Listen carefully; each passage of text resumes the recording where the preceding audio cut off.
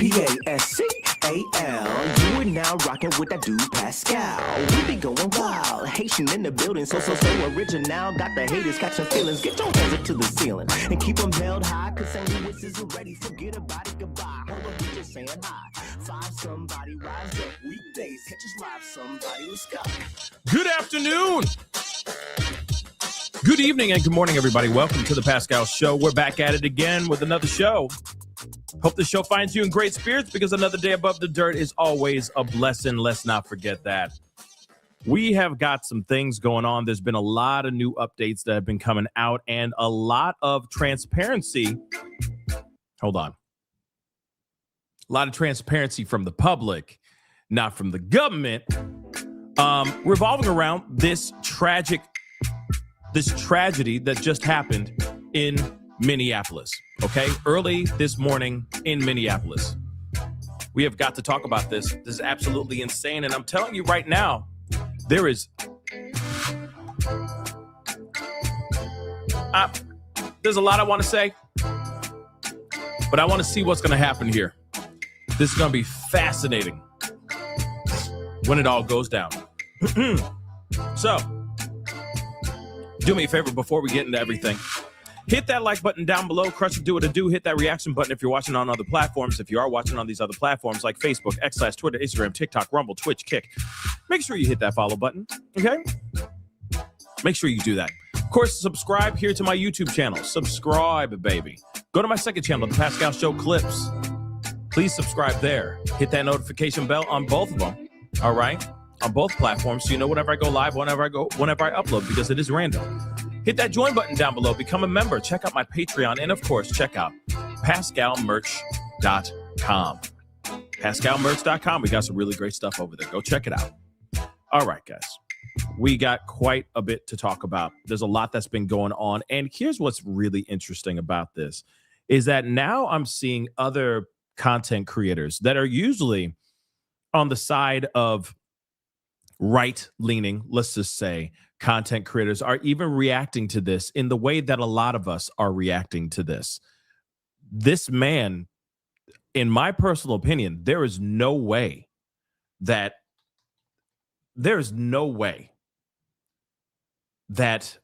people are going to be able to, let's just say, walk this back. Those that are sitting there going FAFO and all that, there's just no way. There's just no way. Because if you look at the footage, and there's countless angles, okay? There are countless angles that are showing this situation. And at the end of the day,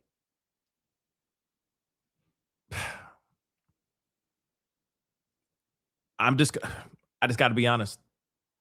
This is all very, very bad. This is all a very bad look. This is all a very bad look. Sorry, I'm trying to find the part that I'm talking about, because that literally there's just no way that people are going to. There it is. Now I've talked about Tim Pool a couple times on this show. Okay. And I know how you guys feel, like a lot of y'all are fans of him. A lot of y'all are not fans of him, stuff like that. Okay. But one thing is for sure. First off, there's going to be a press conference here very soon by Kristi Noem, the Secretary of the Department of Homeland Security. All right. So she will be holding a press conference. Let's see what comes out of her mouth. Let's just see what comes out of her mouth. We've all seen the video. Okay.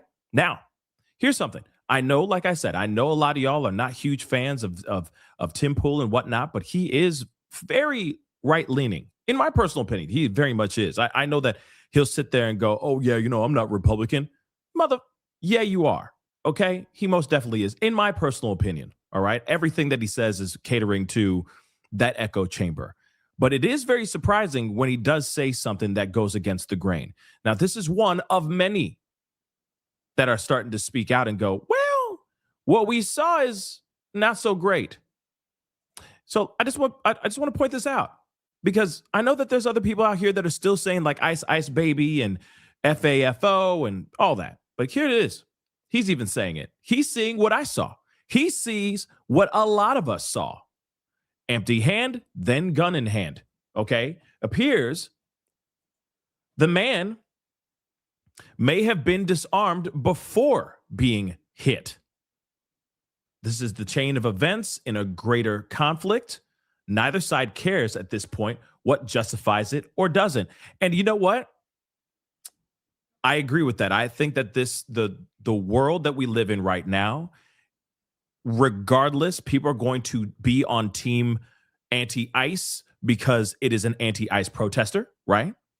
But then there are going to be other people that are going to be like, damn right, FAFO, that's what you get, bro. You see what I'm saying? So it's all sad no matter what. But here's the thing. He said this, I don't see Trump winning this one because there's no way he can.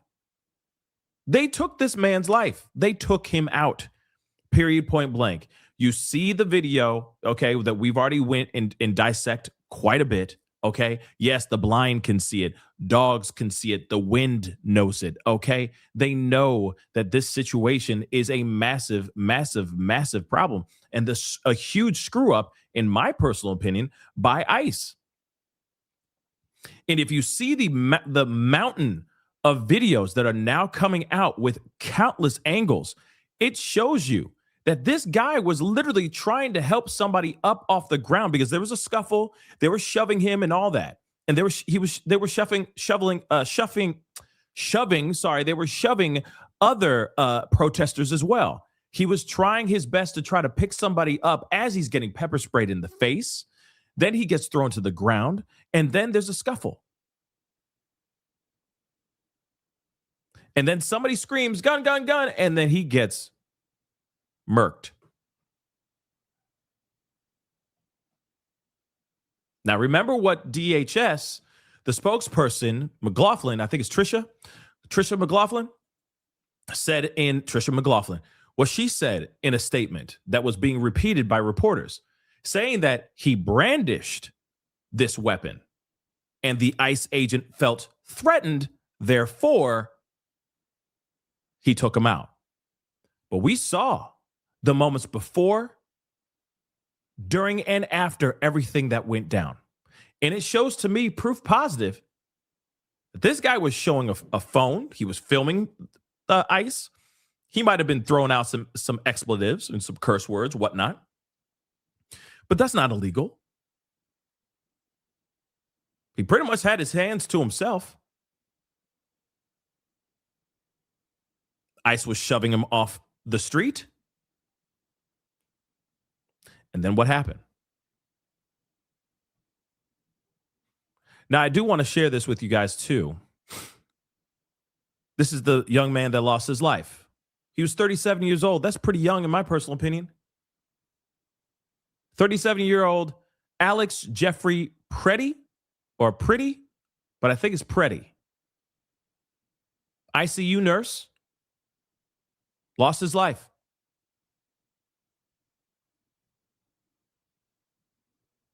Lost his life because he was having an argument, a verbal altercation with ICE.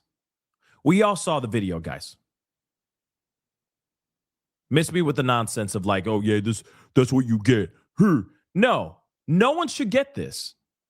Now, if he pulled out the weapon and it was brandishing it and pointing it at ICE and all that, I wouldn't be surprised if he got murked. But it was his sidearm was at his side. It was in his waistband.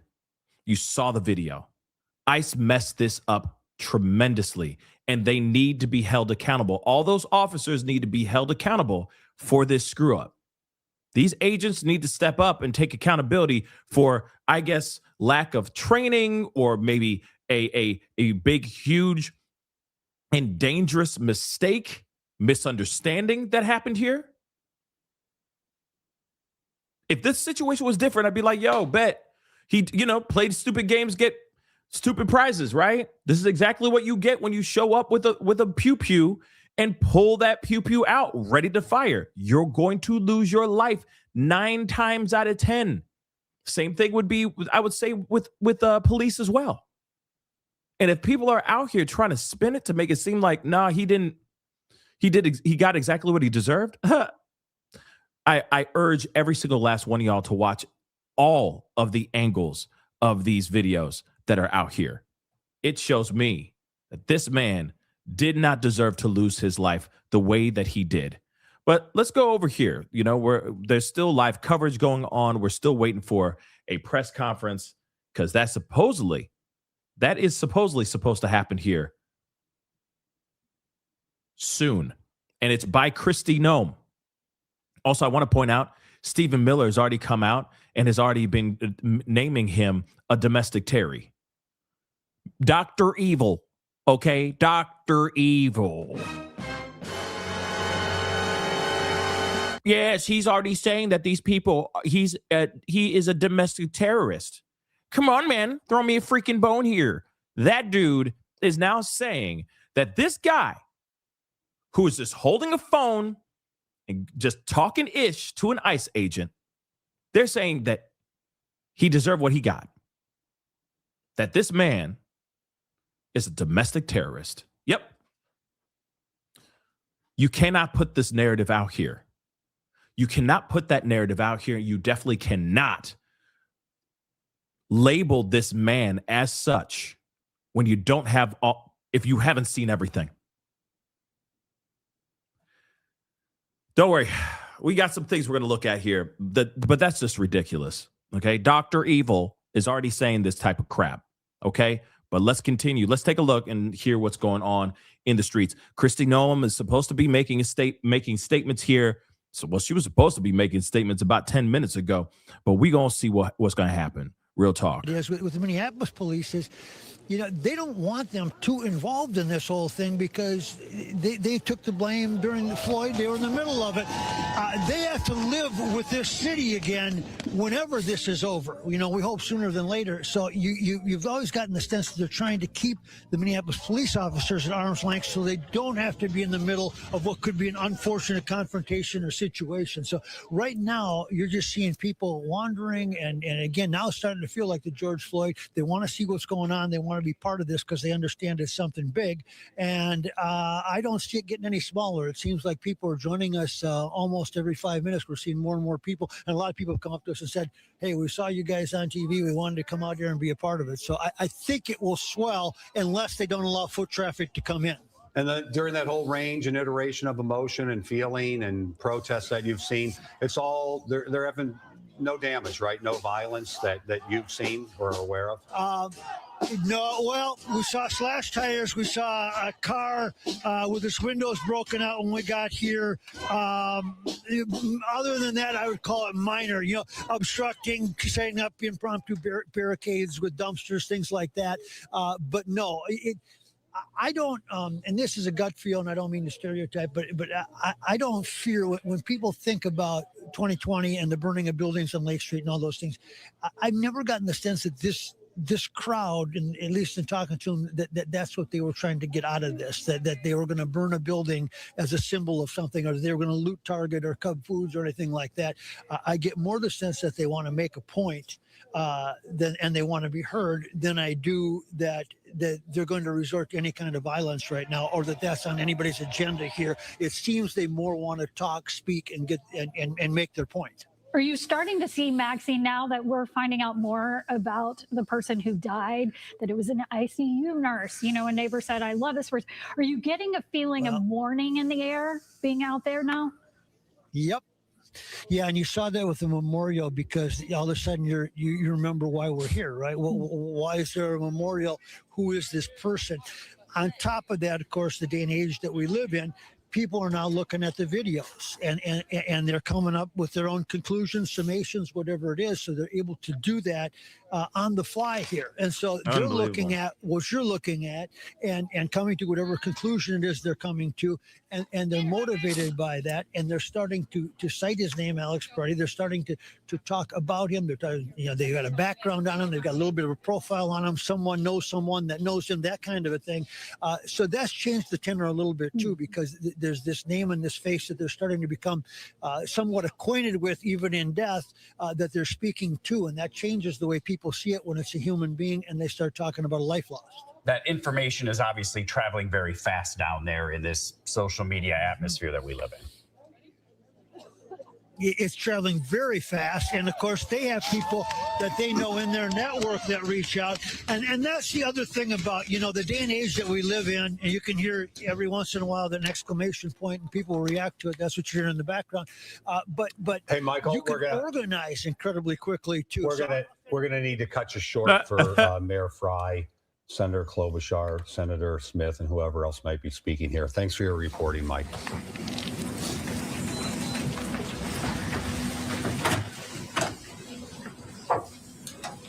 We're here to provide an update on the safety plans and precautions that we're going to be taking for this evening.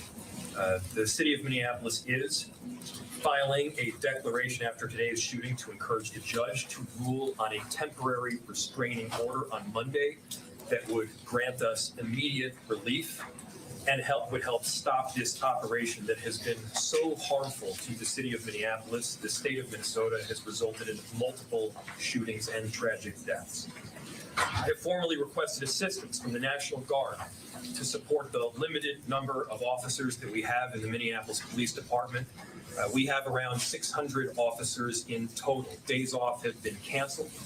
Our incredible Minneapolis police officers have been working tirelessly to do their day-to-day work, and simultaneously, they're put in the middle of these chaotic situations. We will not be able to do this on our own, and so we are getting assistance from both mutual aid jurisdictions as well as the request to the governor for the National Guard, and we're appreciative of the assistance. Our community is tired. Our officers are tired. Our businesses are tired. And this additional support is necessary. And again, the chaos that we are seeing is caused directly by ICE, Border Control, and this federal administration. Our top priority is keeping our neighbors and businesses safe, and the additional support will help us do that. Our community service officers are helping to deliver food to families that are in need. Community members are out there peacefully protesting, making sure that their voices are heard. They're escorting workers to their jobs. They're taking care of daycares. It has been extraordinary how people around our city have stepped up during this difficult time. And there is an incredible group of leaders, senators and members of Congress that are here with me to deliver a powerful message in just a couple of minutes. We're also working closely with our immigration task force to make sure that clear and transparent information is coordinated. We'll continue to do everything in our power to keep our neighbors safe and to stand up for our immigrant communities. Most of the protests that we've seen have remained peaceful. Let's keep it that way. Let's not counter Donald Trump's chaos with our own version of chaos here. I understand that people are angry. I'm angry. I understand that people are experiencing trauma. It makes sense. Our communities have been placed on the very front line, and this has been ongoing now for weeks. It must end. Remember, it's only our city that will suffer if there is damage or destruction that is done. Finally, to the victim's family and friends, our hearts are with you. Our love goes out to you. I know that there is nothing that I can say right now that will ease the pain.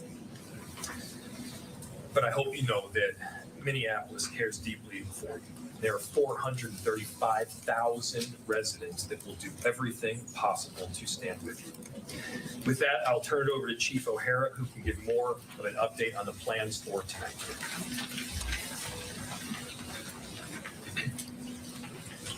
Thank you, Mayor. Good evening. I'm going to provide a brief update on the events today and our plans to maintain order in the city.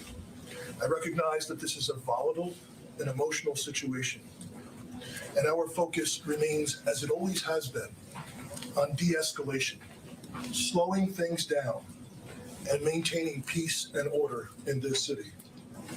The situation is stable right now, and it is peaceful, and we intend to keep it that way. For now. After our last press update, additional residents and demonstrators gathered today, and the situation deteriorated. Local and state law enforcement officers were surrounded on multiple sides by a mix of protesters and also agitators who engaged in unlawful acts. Individuals began erecting barricades, throwing glass bottles, ice chunks, and at least 2 separate fires were started in the immediate vicinity. Minneapolis police had to escort firefighters so that they could safely extinguish those fires. The number one priority of our police officers is to protect life and maintain public safety for all people in our community. And so given the volatility and rising public safety risks for residents, for demonstrators, and police officers, state and local law enforcement did deploy less lethal and gas munitions at that assembly in order to allow for a safe egress of law enforcement and to prevent further violence and damage. We do everything that we possibly can to de-escalate whenever possible. And the actions that were taken today were in response to a dangerous and escalating situation that already had multiple confrontations. The gathering at the scene now is peaceful, and we need everyone to respect the lives and property of all people in our community. In order to maintain that peace, we have established a vehicle exclusionary zone in the affected area. That zone has allowed traffic to be safely managed and has significantly reduced the risk of escalation, ensuring access for emergency vehicles, for residents of the area, and for lawful, peaceful demonstrations. This zone will be maintained by uniformed police officers of the Minneapolis Police Department, working alongside members of the Minnesota National Guard. National Guard members will be wearing fluorescent yellow safety traffic vests and will be working alongside uniformed Minneapolis police. In addition to the Minnesota State Patrol and Hennepin County Sheriff's Office that assisted at the scene, the St. Paul Police, Ramsey County Sheriff's Office, and numerous Hennepin County suburban police departments are assisting with answering 911 calls in the city of Minneapolis today. The loss of human life, yet again, is a tragedy. We pray all people can recognize that. And we extend our condolences, as the mayor has said, to the loved ones of the deceased. To the people of our city, we understand that the pressure has been building for weeks. We understand the hurt and frustration that this causes. But again, if you choose to come out, if you choose to demonstrate, peacefully assemble, do so lawfully. And understand that the men and women in this uniform standing here tonight are committed first and foremost to protecting the lives of every single person in this city. We will continue to monitor the situation and provide updates as needed. So. Thank you, Mayor. Thank you, Chief, for your strong leadership during this crisis. I'm joined today by Senator Smith, as well as Representatives McCollum and Morrison, and joining us in a statement are Representatives Craig and Omar. Our message is really clear and straightforward. We need ICE out of Minnesota. They are not making us more safe. As the tragic killing this morning, as people saw it viscerally on that video, shows us they are making us less safe. With 3,000 agents, which of course includes border control, outnumbering the sworn police officers in Minneapolis and St. Paul by 3 to 1, and even larger than the 10 metropolitan police departments, this is completely out of whack, completely out of balance, and now 3 people have been shot, 2 resulting in death. 1, Renee Good, mother of 3, and now Alex Pretti, a 37-year-old Minneapolis man, a citizen, also a nurse. They both have families that love them very much. This city has been under siege. And I want to make something clear, as the mayor and the police chief are doing their job, but this city, it's not just the cities. It's not just Minneapolis and St. Paul, as you'll hear from the members of Congress. It is the suburbs where kids have been lured in and abducted. It is small towns all across our state, rural areas. This has gone way beyond some stated purpose of the fraud investigation or apprehending violent offenders. That's not what this is about anymore when you have 3,000 agents, overwhelming sworn police officers. I took part in that peaceful and powerful march yesterday, all those peaceful people. And then we wake up this morning to this horror. As members of Congress, we are calling on this administration to get ICE out of our towns, off of our streets. It will make us more safe. We, as a congressional group up here, strongly opposed the ICE funding this week. We opposed it this summer when our Republican colleagues tripled the budget, $75 billion. It is now more than the FBI. They reduced the training from 5 months to 47 days. 5 months. And these are the results. Unbelievable. We are also calling for a full and transparent investigation. We have done this before in Minnesota, coordinating with local and state and federal law enforcement. And if they're not going to do it, then they need to get out of the way and allow our very professional Bureau of Criminal Apprehension to conduct the investigation into these killings. And finally, we call on our Republican colleagues to stand with us. I know they know what's going on here because it's happening in their own districts. We have, of course, these shootings, but it is a lot more than that. They know that something's wrong when a Hmong elder is pulled out of a house in his underwear and slippers, and they figure out about an hour later they got the wrong guy, and in fact the guy they were looking for is actually in jail. Or a 2-year-old, a case my office worked on, in addition to hundreds more, who's taken with her dad and then put on a plane to Texas when her mom is desperately trying to get her. We got her back. But none of this should be happening.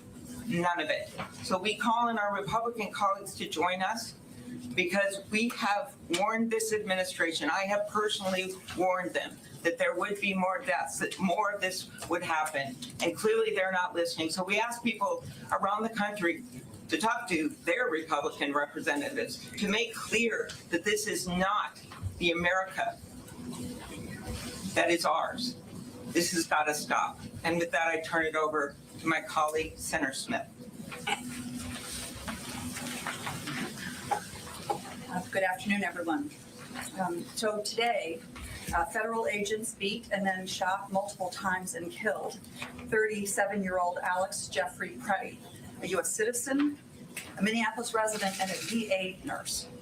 Eyewitness video shows once again reckless, violent, and dangerous federal agents taking the life of a Minnesotan. And rather than following standard law enforcement practice, which is focused on public safety and de-escalation, they have killed another person. And the Trump administration has already called Alex Pretti a domestic terrorist. He was a nurse. We send our heartfelt condolences to his family and to his friends.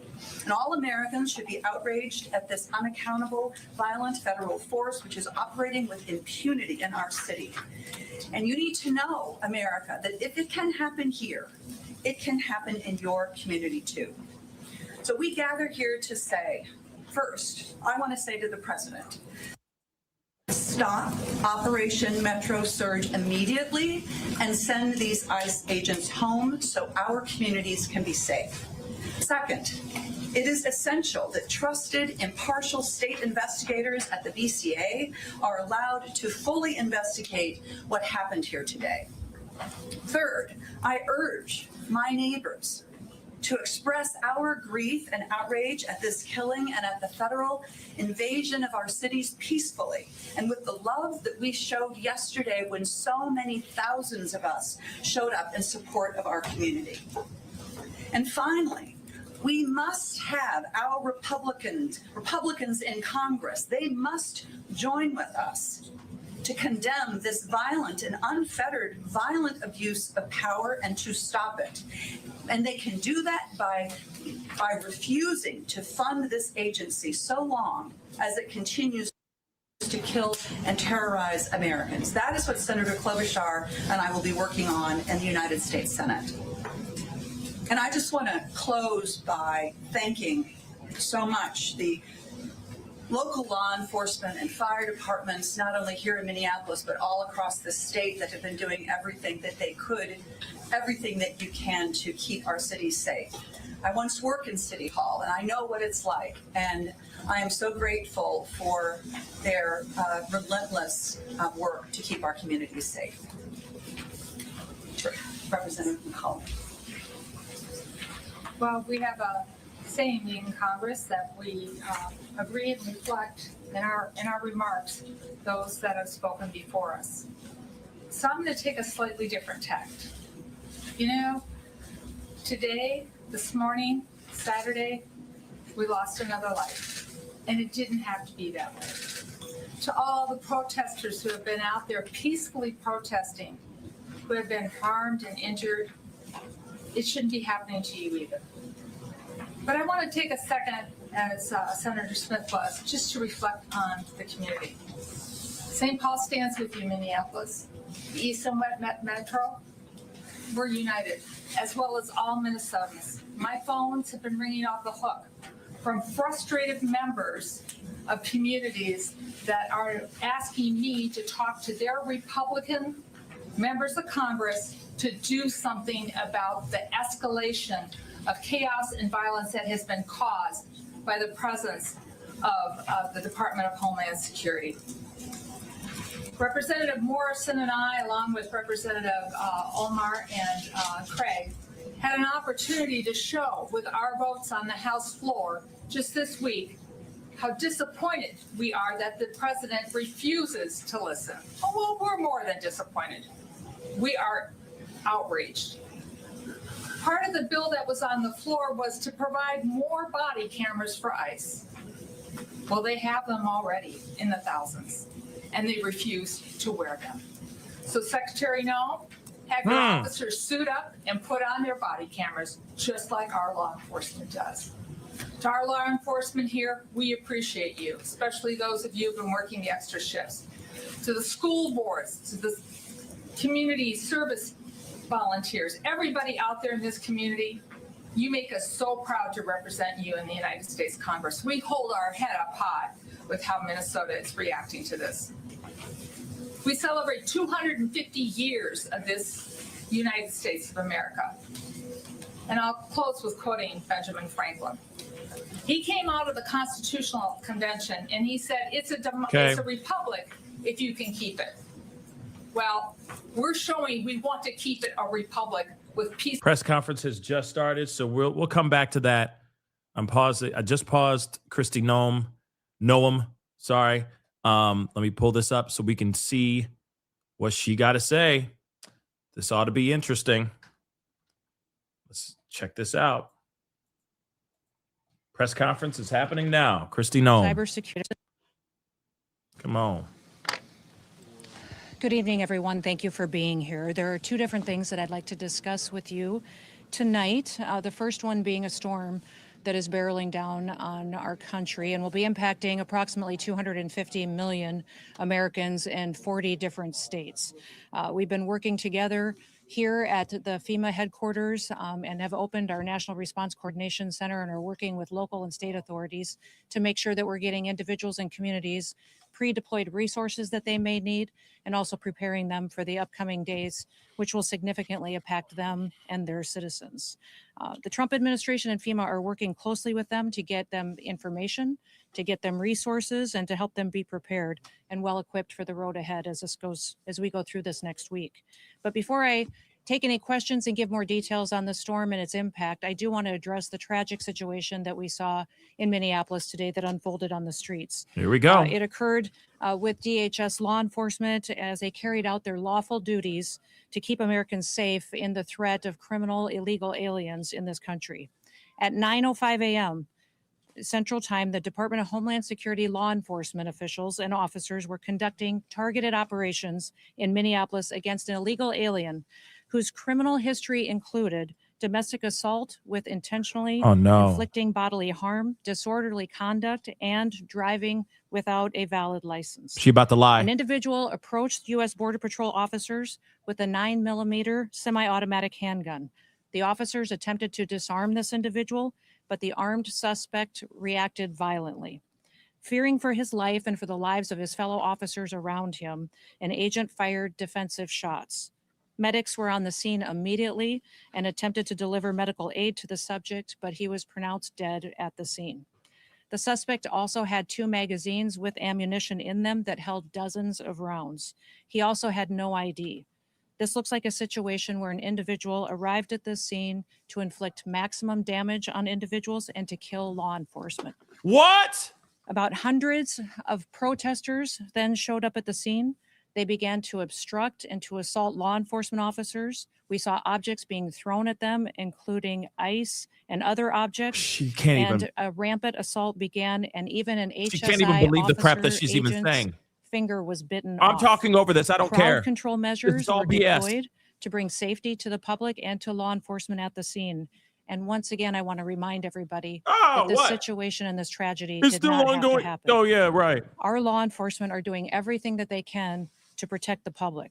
We're praying for this deceased loved one's family and friends, but we also recognize that the Minnesota governor and the Minneapolis mayor need to take a long, hard look in the mirror. They need to evaluate their rhetoric, their conversations, and their encouragement of such violence against our citizens and our law enforcement officers. I'll remind you that Governor Walz today in his press conference said that our officers were not even law enforcement, which is a lie. He's called them the Gestapo. He's encouraged residents and citizens and violent rioters to resist. He's doxed their identities, putting themselves and their families' lives in jeopardy. Lies. He's refused to turn over murderers to federal law enforcement officers. He's protected illegal criminals and protected them from being brought to justice, and even overseen a historic, unprecedented theft of American taxpayer dollars. Tens of billions of dollars were stolen under his watch, and he allowed it to happen, and in some instances may have even facilitated it. In other cities and states across the country, we don't see this happen. Local, state, and officials work with us to make sure that we're making their streets safer. I'll point to the city of Memphis, which is where there is a Democrat mayor in place. He worked with us and our federal law enforcement officers, and we saw murder rates drop by 50% because of that partnership. We've seen historic lows in the criminal acts that have happened in that city. We've had the same amount of law enforcement officers there, but a very different result because of the leadership in place. Last week, ICE did over 2,000 different operations, and we saw people be brought to justice and the American people made safer because of that work. We don't have this problem in Texas or in Florida because those individuals in those states work with us, and they make sure that they keep peace and calm while they bring criminals to justice. In Minneapolis, Governor Walz and Mayor Frey, they instead choose violence. They instead choose to encourage the destruction of their city and the crime against their people. It appears that they want this lawlessness to continue. It appears that they want chaos to distract from the theft and the fraud and the corruption of their city. I'll remind you that this city has been corrupt for years with what we've seen with people that have been stealing taxpayer money, all under the leadership of Governor Walz and Mayor Frey. I'm asking for all the authorities in Minneapolis and the leaders to work with us. And there are 2 things that we have repeatedly asked the governor and the mayor to do. Number one, all we want them to do is that when they are going to release a dangerous criminal from their jails, turn them over to us so we can get them out of this country as soon as possible. Since we have been back in the White House with President Trump's leadership, they have released over 490 criminals onto their streets rather than allow us to get them out of the country to keep families safe. The second thing that we have asked the governor and the mayor to do is to help us keep people safe. Just give us backup on the streets while we do our targeted operations to get illegal criminals out of our country. And then we wouldn't have to be there facing these types of situations that we face with violent rioters who are impacting and attacking our law enforcement officers. That's all. Those are the 2 requests that we've asked of them. We've asked them to help us do that so that we can continue to see success in Minneapolis like we see in so many other cities and communities across the country. But they have refused because they want us talking about attacking law enforcement officers instead of the fraud and the theft that they facilitated in Minnesota. One thing I'd like to do before I take your questions on that situation on the storm is give you a few facts about the storm and what we're facing here in the coming days. This storm is going to produce heavy snow. It's going to produce dangerous freezing rain and ice and life-threatening wind chills that will be sustained for days. Power outages, road closures, and other impacts have already started to impact the Midwest, the South, and the East Coast. The most important thing that people can do across this country is to please stay off the roads, to stay home when possible, unless you absolutely have to be out and about. That will not only ensure that you and your family are safe, but that emergency responders aren't out there trying to rescue you when they could be out doing other work to proactively keep people safe and at home. Stay alert by listening to different announcements from your local officials and from your state. We want to remind everybody that in these emergency disaster situations, it's your local officials and local emergency managers that that go out and execute response to these disasters. Your states manage it, and the federal government is here to support. We're here and have been opened and visiting and talking with all of the governors and local leaders to make sure they have everything that they need ahead of time and that we can be as prepared as possible for what is going to unfold in the coming days. I want you to make sure that you get the chance to visit the website ready.gov to see recommendations and advice for how you can protect your family and be prepared for the storm that is coming. We have 17 different states and the District of Columbia that have already declared states of emergency. President Trump has already approved emergency declarations at the federal level for these following states: for South Carolina, the Commonwealth of Virginia, Tennessee, Georgia, North Carolina, Maryland, Arkansas, Kentucky, Louisiana, Mississippi, Indiana, and West Virginia. I'm sure there will be more coming, and we are turning those around immediately to make sure that states have the resources from the federal government that they've requested.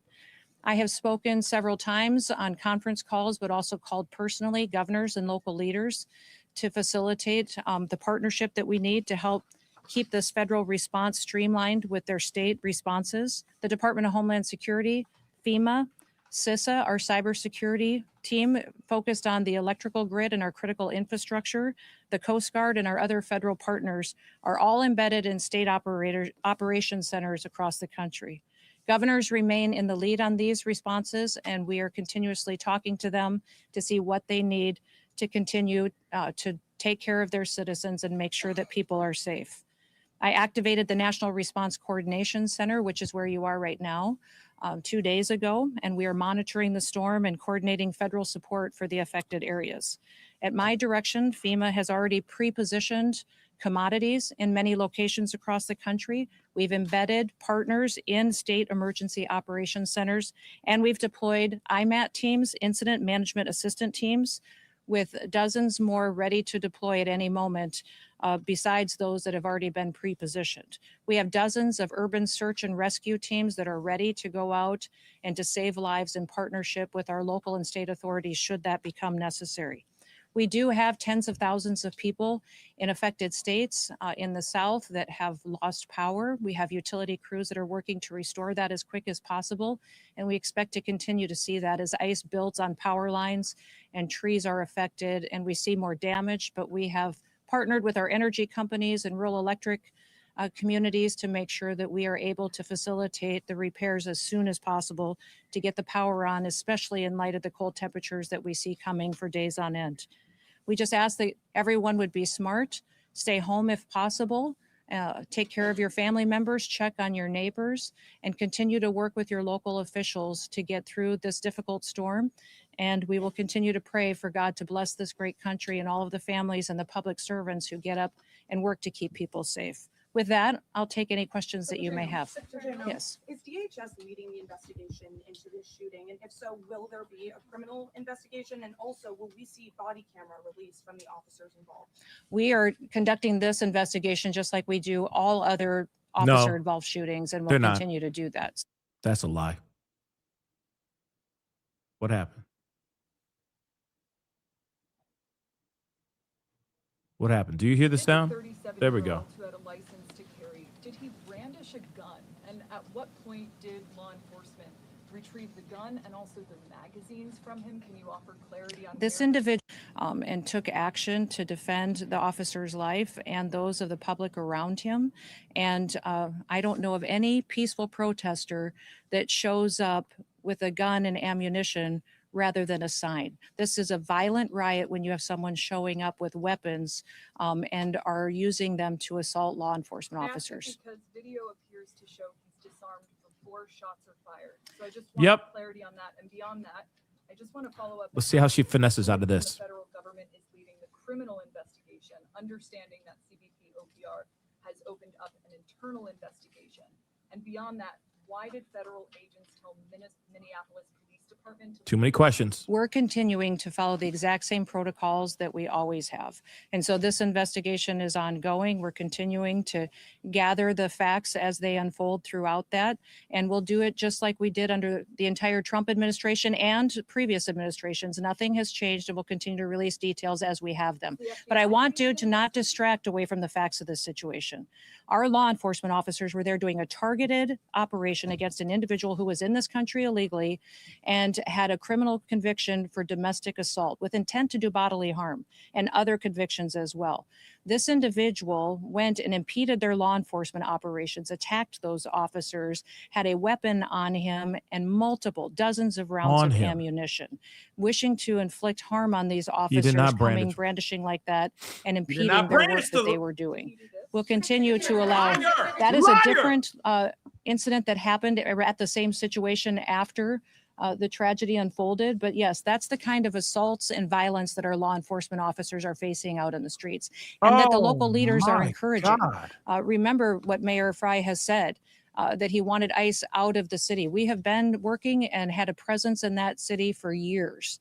We are there to enforce the law and to make sure that the public is safe. Just since we have been there, we have arrested thousands of individuals that have criminal convictions and are in this country illegally and gotten them off the streets of Minneapolis. The two things that we've asked the mayor and the governor for is that they would partner with us, and before they let somebody dangerous out of their jails, that they would let us know so we can deport them out of our country. I do not know why they continue to choose the side of lawbreakers, criminals, murderers, and rapists over the citizens of Minneapolis. And this situation that we have today is a tragedy that we don't have to have. We have it because we have a mayor and a governor who encourage this violence and encourage this type of rioting. And remember, these are the individuals that were in charge when Minneapolis burned in 2020.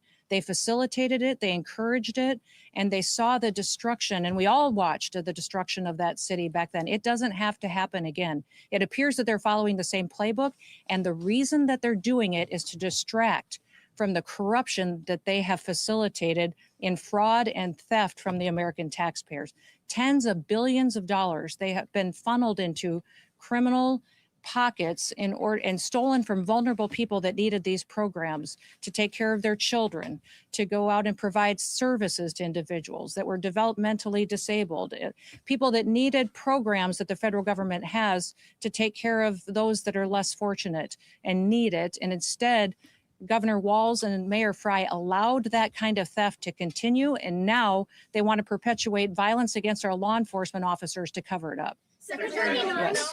You just made claims that the individual posed a threat to law enforcement. That is no claim. It is the facts. The facts of this situation. This individual showed up to a law enforcement operation with a weapon and dozens of rounds of ammunition. He wasn't there to peacefully protest. Yeah, he was there to perpetuate violence. And he was asked to show up and to continue to resist by a governor who's irresponsible and has a long history of corruption. She keeps changing the narrative. And we won't stand for it anymore. These law enforcement officers take an oath. They get up every single day and they go out to protect the public. Many of these individuals live in their communities. And this mayor and this governor have doxed them. They have allowed people to threaten them and their families and expose their identities in order to instill fear and violence. And that's not what America is about. We're going to continue to tell the truth. What about our Second Amendment right? Minneapolis, what happened here, the theft over the last many years that these leaders have facilitated. And we're going to continue to do our work to get to the bottom of the investigations. And the one question you should be asking is the mayor, the governor, and the attorney general have all confirmed that they have been subpoenaed to come in front of a criminal federal grand jury. You see the deflection? So they are covering up and are being in a part of a system where they are going to be brought to justice for anything that they had to do with this investigation. They have confirmed they've been subpoenaed, and they will be in front of a grand jury to get that criminal investigation unfolding and to disclose the kind of fraud that they have allowed to happen. Yes. How do you sleep at night?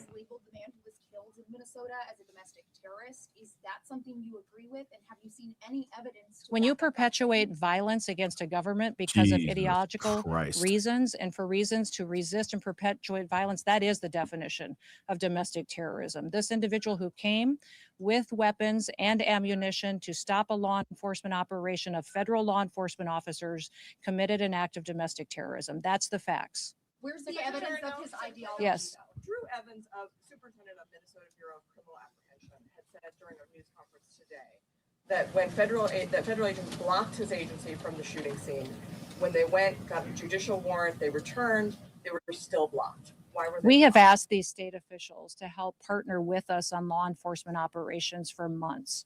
Ever since President Trump came into the White House, we've asked them for their partnership to stand alongside of us so we could do targeted operations against criminal illegal aliens and to help us make their streets safer. They have refused over and over and over again, and they have perpetuated a narrative that is absolutely false. And our federal law enforcement officers will continue to do their work, and they'll do that to make America safe again. Secretary, yes. Thank you. Sorry, this is the second DHS law enforcement operation shooting that's happened this year. There was another incident in Portland. 5 people have also died in immigration detention so far this year. Why is immigration enforcement becoming so deadly under your tenure? Immigration enforcement is exactly what the American people asked for. When we had a Democrat administration in the White House that facilitated an invasion of millions of people over our southern border and let people come into this country that were completely unvetted. We know for a fact that we had hundreds, if not thousands, of terrorists, suspected terrorists, criminal organizations and gangs that came in and have been committing criminal activities against American citizens for years now, that the American people said enough is enough. We want them out of our country. We want them brought to justice. And they trusted President Trump to go out there and to make America safe again. It is absolutely false to say that there's more incidents with our law enforcement than there was in history before. In fact, our accuracy and our operations are being conducted in a manner that is historic for accuracy and taking care of people and doing so safely. So the narrative with the press that they've perpetuated that we have more individuals that have been jeopardized or that our detention centers are is absolutely false. Our detention standards and the people that are being taken care of there are at the highest level they've ever been. They exceed state and local standards, and we'll continue to do that and make sure that people have the facts around how people are treated when they're brought into detention, and then we take them home. Secretary, yes. We've seen some reports about witnesses being taken to the Whipple Federal Building in Minneapolis. Could you explain why the witnesses for the shooting this morning have been taken to that building? The witnesses are you talking about the ones that have been detained that are illegal aliens? No, the witnesses, I think, to the event in Minneapolis. I won't speak to the investigation and the details, and those will continue to unfold. But I do know that we're continuing to follow the same protocols that we always have. Secretary, Was there a question back here on the storm? She's like, anything other than what happened to Alex Pretti? If these are targeted arrests, why are these immigration agents going after civilian protests out of their way? And second, This individual impeded the law enforcement officers and attacked them. State the facts as they unfolded on the street today. We were doing a targeted operation. That did not against happen an that illegal way. Criminal. She and saw this something else. individual came with a weapon and dozens of rounds of ammunition and attacked them. She did And not. these agents took action to defend their lives and to defend the lives of the people around them Okay. and acted according to their training. And we will continue What to training, let mother this lover? process go forward and not allow people like Governor Walz and Mayor Fry to lie about what actually unfolded on that street. Now they have deemed this situation an unlawful assembly, and these leaders aren't even cleaning up the situation that they have as far as the violent riots that we see unfolding in Minneapolis right now. They need to be strong, take action, protect their citizens, and partner with us to go after these criminals that perpetuate violence and to keep our law enforcement officers safe. Let's all be grateful for people who take an oath every day and they go out to enforce the laws. That is their job, is to enforce the laws and to make sure that there is consequences for breaking the law in this country and that it applies equally to everybody. That is what they do. They do it every day. They do thousands of operations every single week, and they do it with excellence. Don't let political corrupt leaders who are just trying to cover up their theft of American taxpayer dollars try to distract you from the facts of the situation. Deflecting. Right here. Governor Tim Walz said he told Susie Wiles that Minnesota would take the lead on this investigation. Are you working with local law enforcement on the investigation? This is the same protocol we'll always follow. Who would trust In other Governor words, no. Walz at this point? Wow. The man has stood up and encouraged resistance. So He has no. refused to partner with us. He's sacrificed his citizens' safety and their well-being by choosing the side of people who break the law and who steal money and who perpetuate violence. He has chosen all of that and backed an administration previously that allowed an invasion of our country. We need to partner with people who truly understand that the law is the law, and in the United States, we will keep people safe. So in other words, Thank you. no. Last question. President closer to invoking the Insurrection Act? The president will use every tool that he needs to follow through on his promises to the American people. I'm proud to work for a president that wants to keep people safe, and he recognizes that political individuals like Governor Walz and Mayor Fry need to be met head on with recognizing that we're not going to allow them to distract us from what they facilitated for corruption in their state. We're going to treat Minneapolis exactly the way that we have treated every other city across this country as far as helping to make those streets safe. Remember, we have other cities with Democrat mayors, Republican mayors that we worked well with together. We've driven down the crime rates. We've driven down the murder rates. We have continued to keep people safe, and we have stopped hundreds of millions of lethal doses of drugs from killing our children, and have continued to do operations to make sure that we're protecting them, our kids and our grandkids, from the criminal networks that Joe Biden let in and leaders like Governor Walz allowed to be successful and to thrive on the streets of Minneapolis. More and more It's going to scapegoats. stop. All of the control in this situation is in Governor Walz's hands. More Partner and with more. us on before you release a murderer out onto the streets, give them to us so we can get them out of our country. We are focused specifically on child pedophiles and sexual assault and trafficking rings in Minneapolis, have brought dozens and dozens of them to justice. Why is he protecting them and refusing to work with us? All he has to do is, before you let somebody out of your jail onto the streets, is give them to us so we can get them out of our country. The second thing is just keep people safe. Work with us so that we can go get these criminals and get out of there and not have to worry about our law enforcement officers getting attacked by individuals with guns and ammunition and weapons and assaulting and doxing them and their families. We'll continue to do all that we can. We also want to continue to make sure that everybody recognizes this storm is significant. It's the largest storm that we've seen impact the most states and this big of a population in possibly decades. So we want everybody to recognize the seriousness of it. Please stay home with your family. We will continue to give you announcements. We'll continue to work with your governors to get the resources that you need. Go to our website, ready.gov, and get a list of recommendations from us, but continue to pay attention to your local officials, and we'll continue to have conversations with every one of your emergency management directors and your governors to make sure that they're supported throughout this process. Again, it's going to be very, very cold. So we'd encourage everybody to stock up on fuel, stock up on food, and we will get through this together. With that, thank you, and we'll talk again soon. Thank you. Is your agency compiling the data of quote domestic terrorists? I'm pausing that right quick because we're rolling it back. We have to play that beautiful bean footage. Okay. And fair warning, I don't curse very often on this show, but I'm about to. That was a full-on fucking lie. Yeah, that was full-on BS right there, guys. In its glory. I've never heard such BS ever in my life. But if you believe it, please go up there. I have it right there. There's a poll. Do you believe what the DHS, do you believe what Kristi Noem just said? Do you believe that narrative? And don't worry. If you missed it, I'm going to play it again so we can go through that BS again. Yeah, but that's a full-on lie. Yeah, that's a fucking lie. I've never seen that before in my life. I've never been this heated. I've never been this mad during a press conference. And so disappointed at the same damn time. Never been that angry.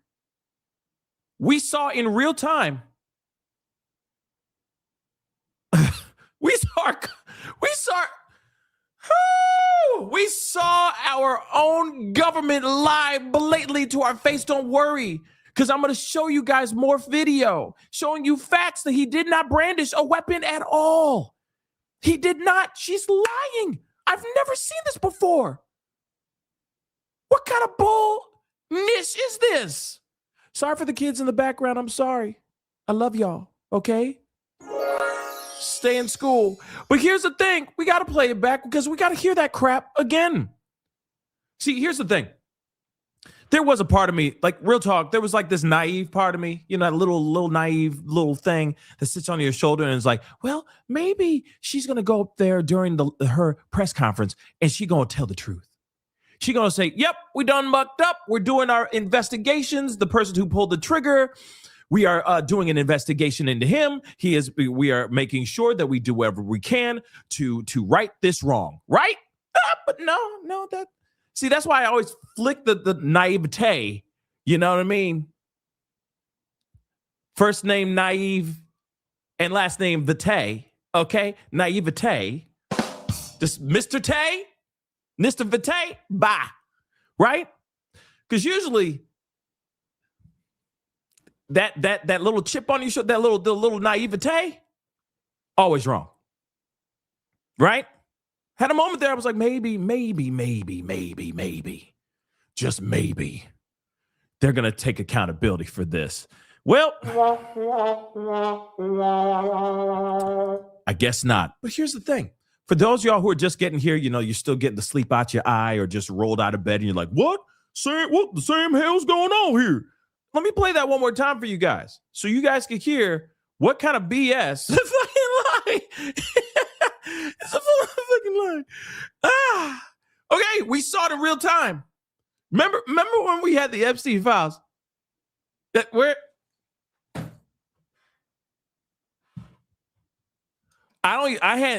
they at? Where the rest of them at? Because last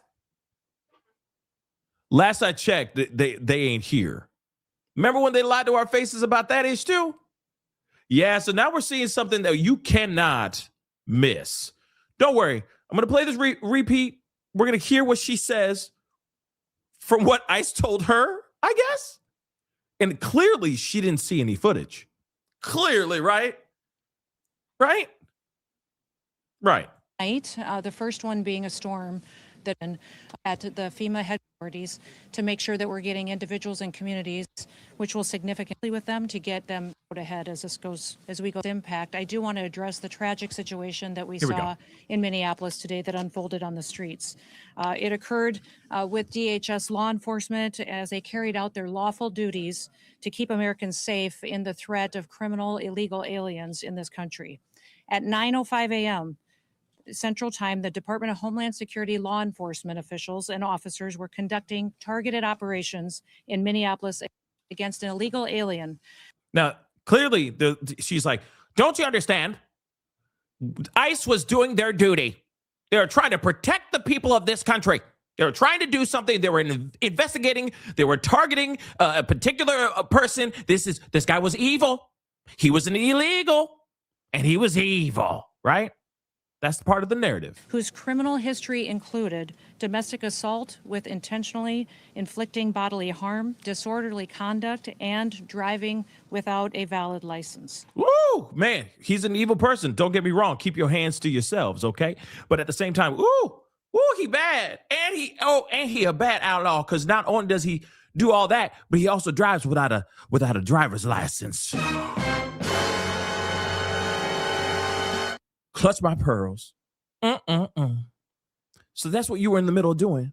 Okay, bet. He a criminal. Go get him. But now, Alex Pretti was apparently infiltrating, stopping that from happening. So what happened? An individual approached U.S. Border Patrol officers with a 9mm semi-automatic handgun. You heard that right? You need to hear the words that are coming out her fake ass face. Hold on. Assault with intentionally inflicting bodily harm, He disorderly evil. conduct, and driving without a valid license. Right. Bad guy. An individual approached U.S. Border Patrol officers Alex. with a 9mm semi-automatic handgun. He showed up with his 9mm. He showed up with it. Hold on. Just grant me 2 seconds here. I just want to pull up a photo because it's kind of important. I think I already have it up, don't I? Yes, I do. Right there. Does that look like a gun to you? Go ahead, take a good look. Does that look like a gat, a heater, a pew-pew, a weapon, a pea shooter? Does it? Okay. Don't worry, we're going to be looking at another angle here in just a second, an angle that we haven't seen on the show yet. So don't you change that dial. Pascal show is just getting heated. The officers attempted to disarm this individual, but the armed suspect reacted violently. What the fuck? I'll stop cursing. But what? What? Patrol officers with a 9mm semi-automatic handgun. The officers attempted to disarm this individual, but the armed suspect reacted violently. Fearing for his life and for the lives of his fellow officers around him, an agent fired defensive shots. Medics were on the scene immediately and attempted to deliver medical aid to the subject, but he was pronounced dead at the scene.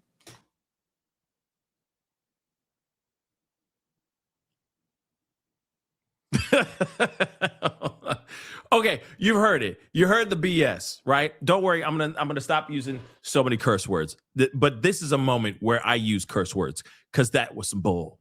Okay, that was some BS. But don't worry, hold on. I got a lot of windows open here, and Alex Pretti is innocent. He didn't do what they say he is doing, or what they say he did. It is not the case at all.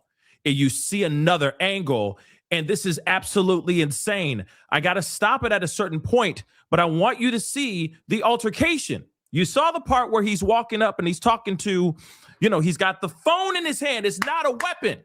He's got the phone in his mother-loving hand. We are seeing lies being told to us in real time. And they're not even stuttering. Well, she was stuttering a little bit because she can't even believe the BS that's coming out her damn mouth. That she has to back up these dumbasses that just took this man's life. I've never seen a cover-up so obvious in my entire life. And what's crazy is that with this particular administration, this ain't the first time we've seen a full-on fugazi being erected right in front of our faces, guys. This is bad. So he walks up. He's got the phone in his right hand like this. He's talking to ICE. He doesn't pull out a weapon at all. Here's another angle, just so you can see it for yourself. Okay? Take a look. This is him. He's right here. That's him right there. He has a phone in his mother-loving hands. Continue. Keep watching him, though. That's important. because they say he brandished. He's just waving this pew-pew all over the place. He's like, ooh, I'm going to hurt somebody. Watch out. I got my 6 hour. Watch out, right? You realize that she walked back some of that stuff later on, okay? She walked that BS back. She said he had a weapon on him. Yes, he had a weapon on him, but he was exercising his 2A, his Second Amendment rights. Give me a freaking break. Give me a break. So now she said, you're showing up with a weapon. That means you are a rioter. You are wanting to cause havoc. What? Excuse me? That's what that means? What? So you saw him. He was right here. Let's continue. That's him. This is so bad. Go.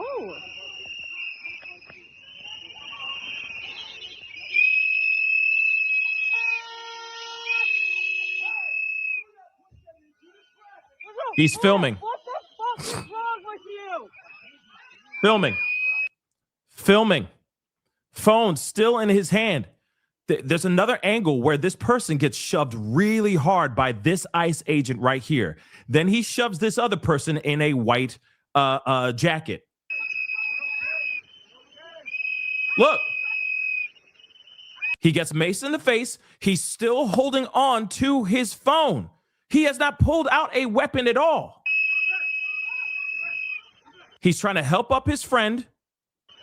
I got to be very careful with this stuff. He's trying to help up his friend. Look. The fuck, people? The fuck is wrong with you? Honestly.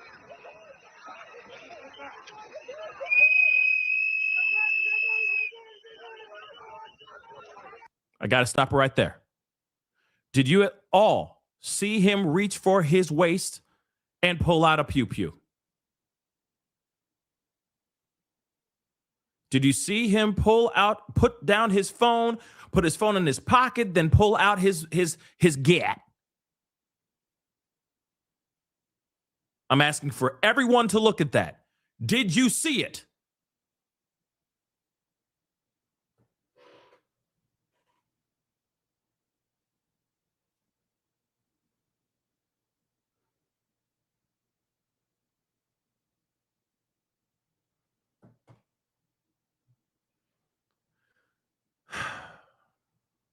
Let me roll that back one more time, because that's where he loses his life. Because somebody else ran up. The guy in the gray jacket ran up, grabbed his pew-pew from his waist. And then they said, gun, gun, gun, and then a braca, right? And they unloaded on him. Now I'm hearing 10 to 11 times he was hit. Where is, playing it one more time, and I'm going to cut out the audio, okay? Where is him being a domestic Terry? Where is he being unhinged and being a violent individual? I'm asking for a friend. She lied to us, guys. She just lied to the entire world. That is an elected official who has the responsibility to tell us the truth and take accountability and bring justice when justice needs to be served. What just happened here? We got lied to in real freaking time. Then she was sitting there trying to cover it up with this whole oh, well, the storm that's coming on. We need to talk about that instead. Then she was trying to put all the blame on Tim Walz and Governor Walz and Mayor Fry, basically saying that they're crooks and whatnot. Them being crooks or not has nothing to do with the unaliving of Alex Pretti. Has nothing to do with covering up what your team just did to an innocent man.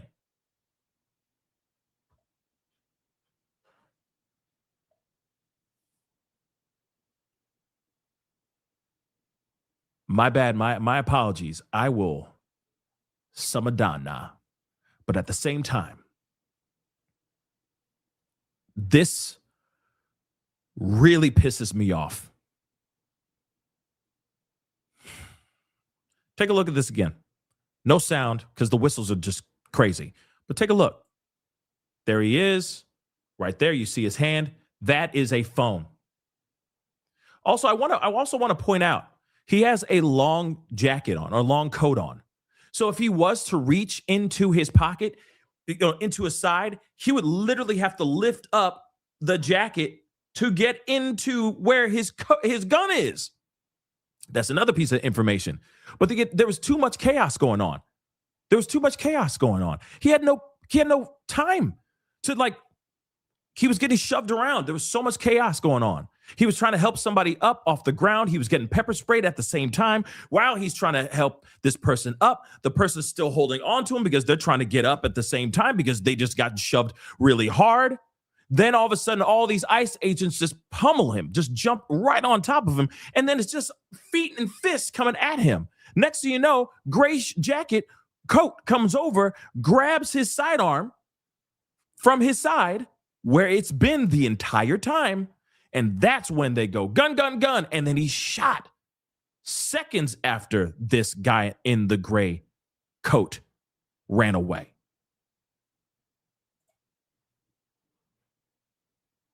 So clearly he's trying to, the Alex is trying to document something, right? There's obviously some sort of altercation going on between ICE and this woman in this brown and black coat. Don't worry, there's another angle we're going to look at here too. But you can see it right here, clear as day, right? He shoves her hard. In another angle, you're going to see she gets shoved hard by this ICE agent, okay? The woman in the brown and black. Let's continue. This is the girl wearing the pink coat. See? Woman gets shoved hard. She falls hard in the ice. Then he goes for Alex. Look. Pepper sprays him in the face. Then, do you see him reaching for a weapon so far? Tell you what, it's not. He's trying to pick up. He is literally trying to pick up his friend off the ground or a protester off the ground. Then he gets grabbed and then they all go on top of him. Gray guy comes up, sees that he has a weapon, so he starts to grab for it. Grabs it, runs off, and bang. I don't need to show you guys the rest because it's not good. So where was he interacting with police, or sorry, not police, with ICE, and going, brandishing this weapon? F you, ICE. Where did that happen? When did that happen? Because I don't see it there either. Oh no, I don't see it. I don't see it that way. I don't see it.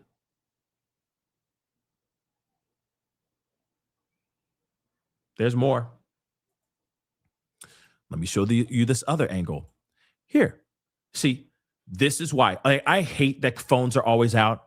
You know what I'm saying? And you're filming every freaking thing that you do in life. I hate it, right? But in moments like this, you need these phones out at all times because you never know if you are witness to a specific crime that they blatantly cover up. So let's take a look at this. There's sound in this one, okay? But you'll see for yourself. Let me blow this up so you guys can see this. Sorry if the sound's going to be loud, but here we go. So girl gets shoved. It's right over here. Girl in the brown and black gets shoved hard.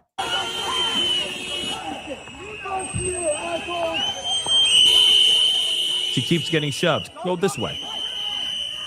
See, there's not a gun in his hand. He's still got the phone in his mother-loving hand. He's holding on to the phone because he's filming it. He's trying to pick up his friend or this protester off the ground.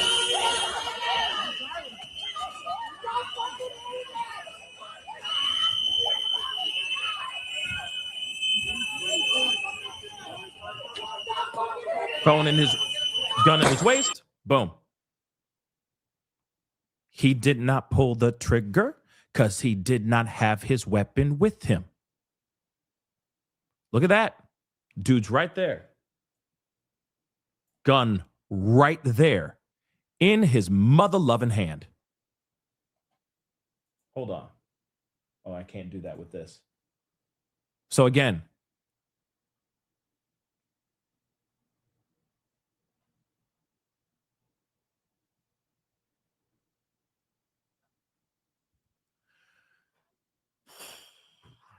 It breaks my heart, y'all. It breaks my heart.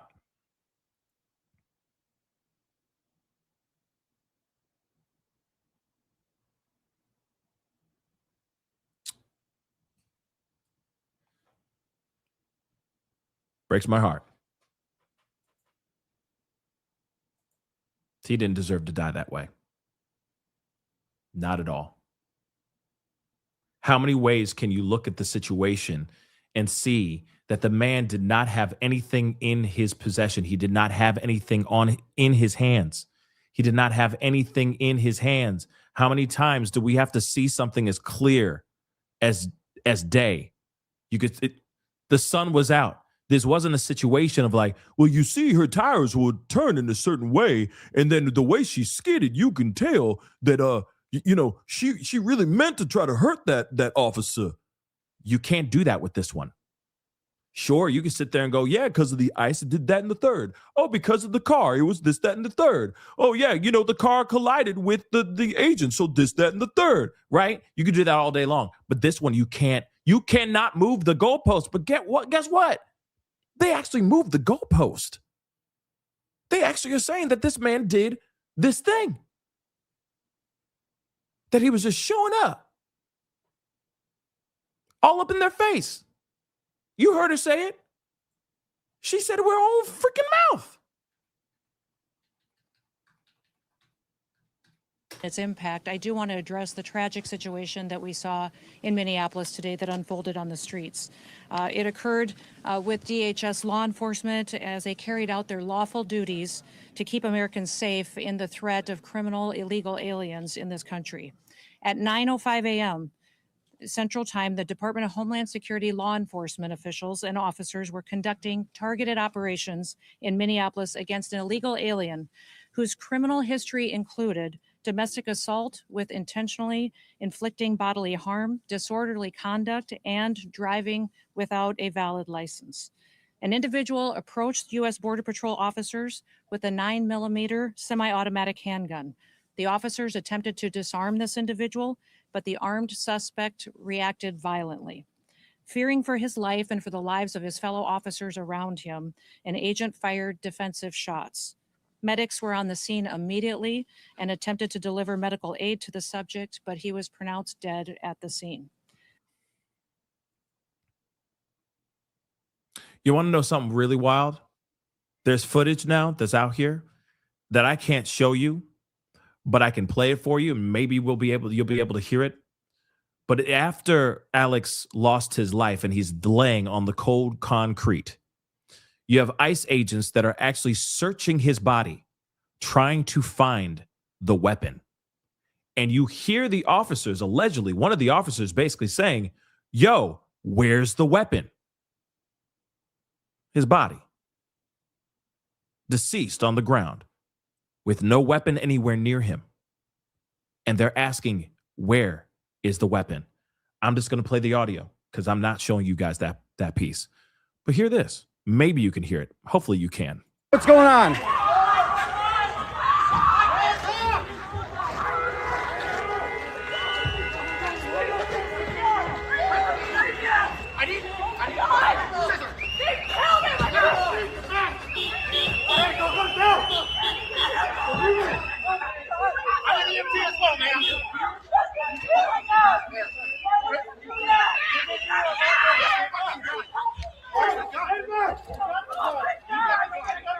You hear that? He goes, where's the gun? Where's the gun? And this video, you're seeing him, this guy trying to render aid to Alex. Like, he's trying to rip open his shirt. He's trying to help him, this ICE agent, right? As the other ones are just standing around. I heard some rumor. I have not seen any proof of it, but I heard a rumor that there was like ICE agents clapping after this situation. If that's true, that's insane. I have not seen the video yet, but apparently they're saying that actually happened too. After they pulled the trigger 10 to 11 times into this man, that ICE agents were clapping. So yeah, as they're sitting there ripping open his shirt, trying to render aid to an already deceased Alex, One of them is actually going, where's the gun? Where's the gun? Trying to find out where the mother-loving pew-pew is. Where is it? Ask the guy in the gray jacket, because he's the one who has it. He took it from Alex seconds before he lost his life. And by the way, wasn't in his hand. It was in his waist. It was in his waistband. Like a, side holster. Right? Took it from him and everything. Yet, no, he was brandishing this weapon. If you noticed, if you listen to Kristi Noem's BS, she later on goes, well, he had a weapon. He did show us.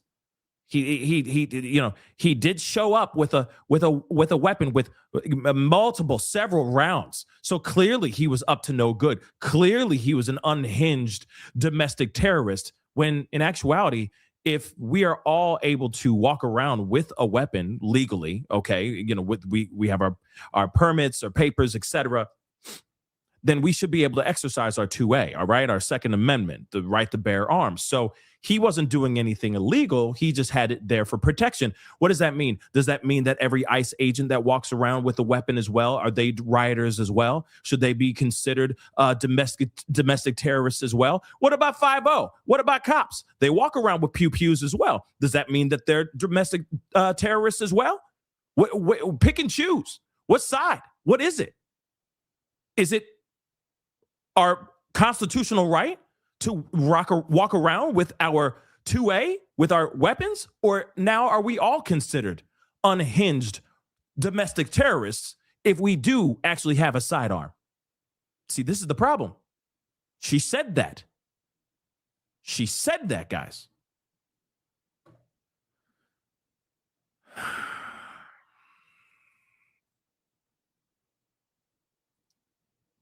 This is unbelievable, okay? But yeah, apparently, and unfortunately, I can't show you that video, okay? But they are trying to render aid to him. Of course, some ICE agents are actually showing up being like, what the F? You know what I mean? They're trying to figure out, you know what I mean? They're trying to figure out what the hell's going on. You know what I mean?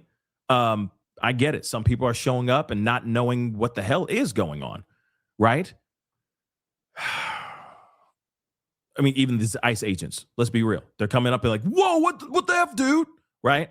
And then they're running over and they're doing what they need to do, render aid. And they're like, where's the effing weapon? Dude in the gray jacket has it, period. He had it before that man lost his life, period. Okay? Now, there is something else I can't, that's gross, that's crazy. I can't show that to you, okay, because it is pretty graphic. But apparently, a protester bit off the tip of some ICE agent's finger, allegedly, which is absolutely insane. I can't show you guys that, but I saw that right before we went live, and that's absolutely crazy. This is not good. Okay. This is not good. But you guys saw multiple angles so far. Excuse me. Hold on. Wow, somebody is clapping. Bruh, that is insane. Okay, I do have that footage. I thought I didn't, but we gonna take a look. We gonna take a look. This is nuts. This is knuck and futs. Hold on.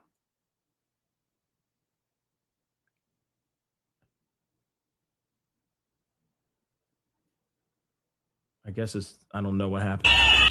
Man, it's so damn loud. Hold on.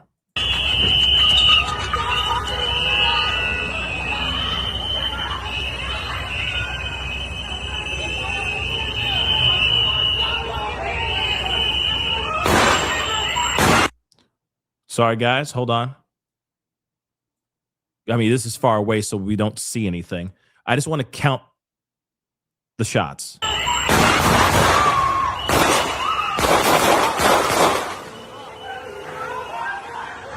I must have missed something. Hold on.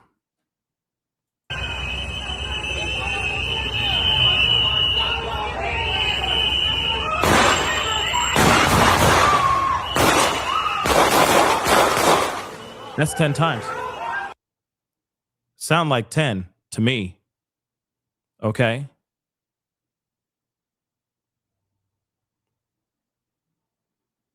But look, that guy's clapping. This guy right here. This guy's clapping right here.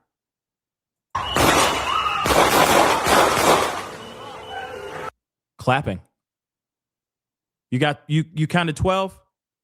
Yeah, he's clapping there. That's the one I wanted to show you guys.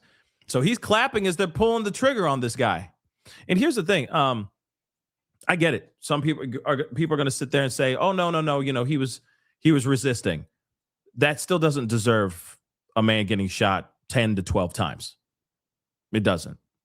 Just because he was resisting does not mean they unload a clip into the man's body. I'm just going to say that, you know, doesn't matter.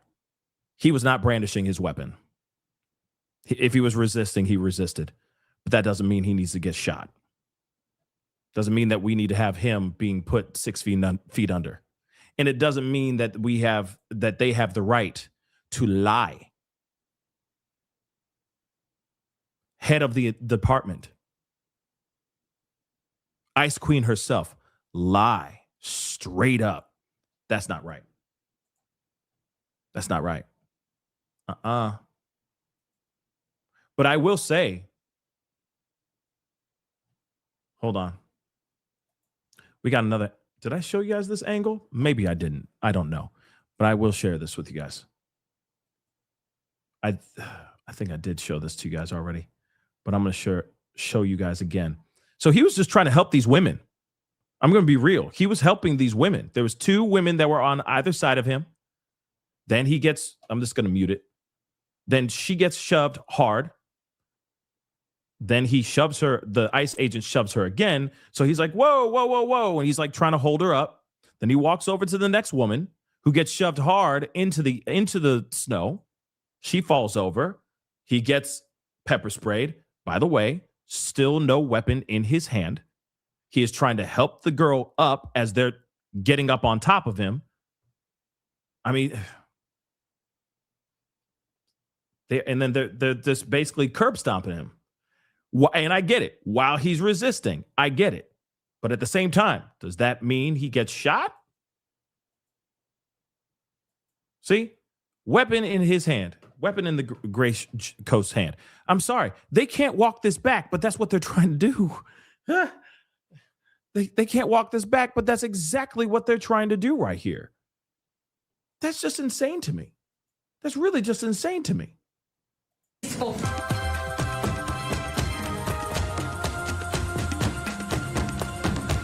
One second, guys.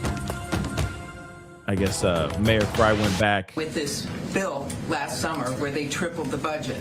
And why aren't take a they look at this really pledging quick. to have a full investigation of what happened? I have a lot of respect for our local law enforcement here, and I appreciated the words of some of my colleagues on the time. Right now, them speak out kids. We've lost strategy. What is your best case scenario on Monday when you go to court? So there's 2 forms of requests that we have been asking for. The first was this temporary restraining order. The other possibility is some form of injunctive relief. Now, I don't want to get too into the details because I'm bound to get something wrong, but the question is one of urgency and immediacy.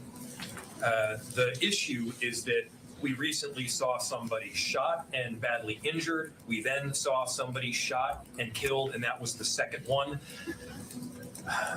Chief, I think we've only had 3 homicides in the city this year. Is that right? 2 of them, ICE. 3 homicides. 2 of them were from ICE.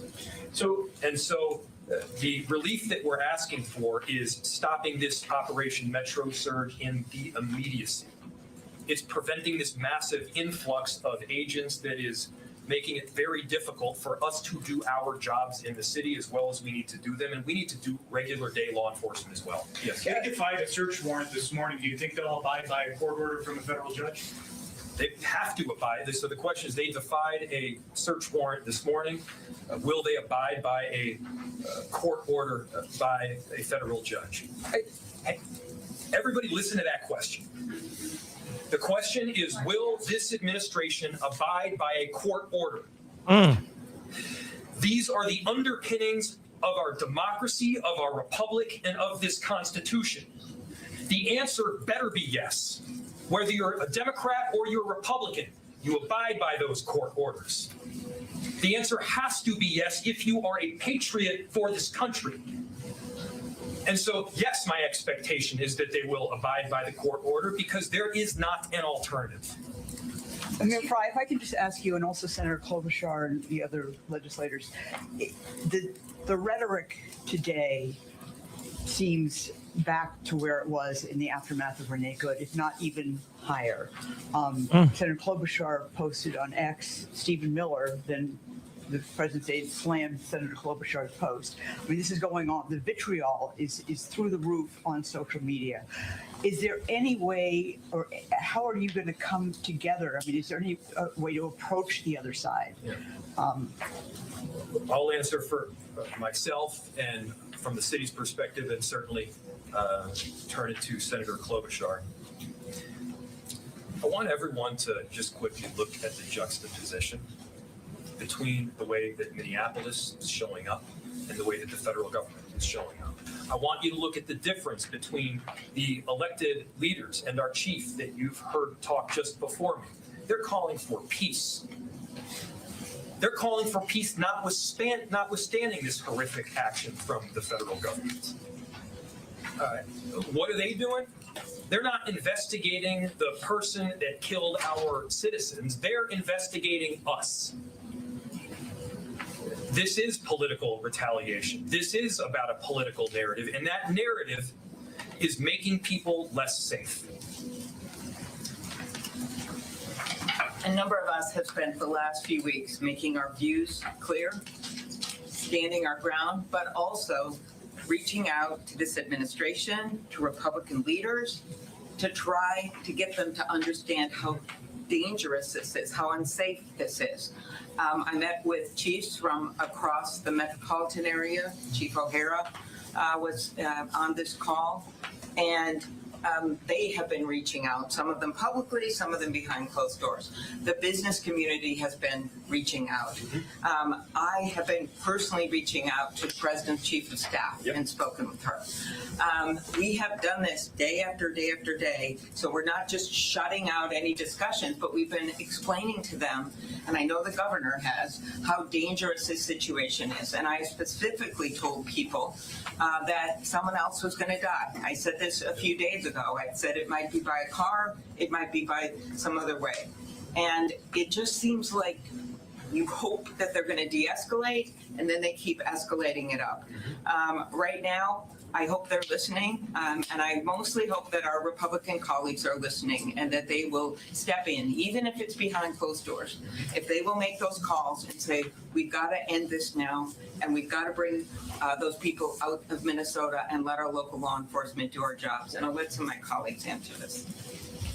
Well, I'll just say that. I'm gonna skip ahead. You get the general idea. This is all nuck and futz.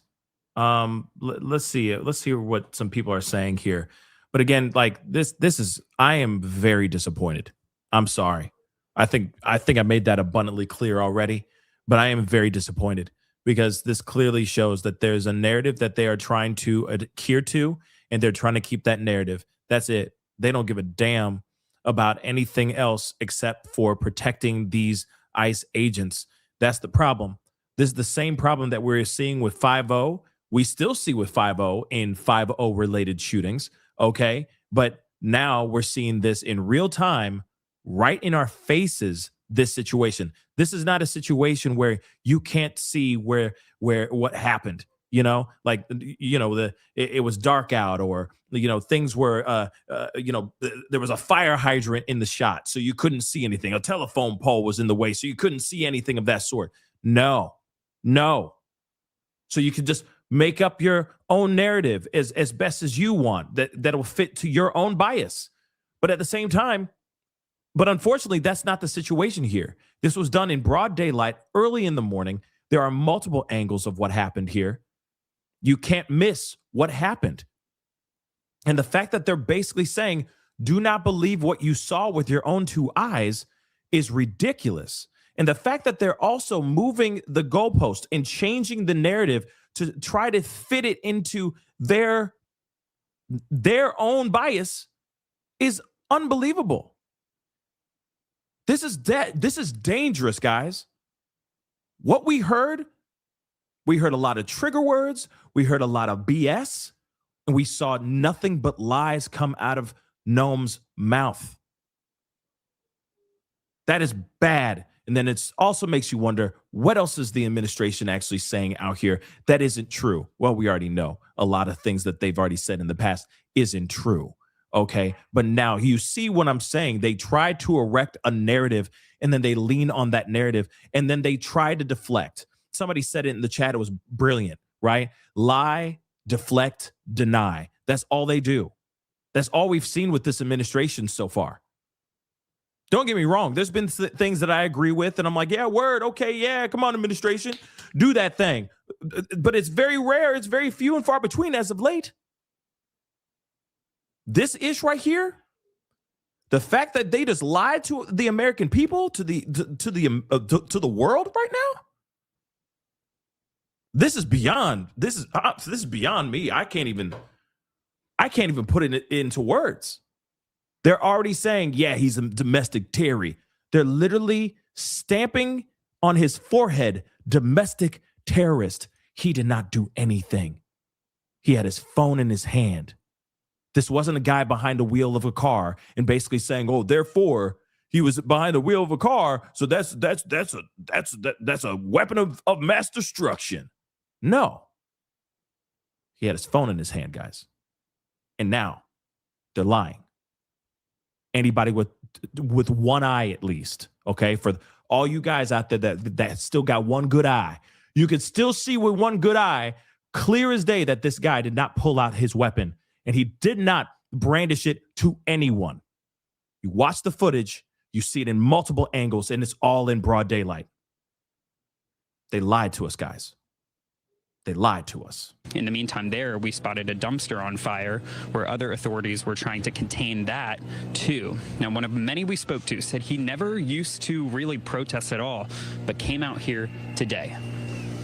Knowing that everybody was gathering here, that, besides just doing something about it, can't really say much else.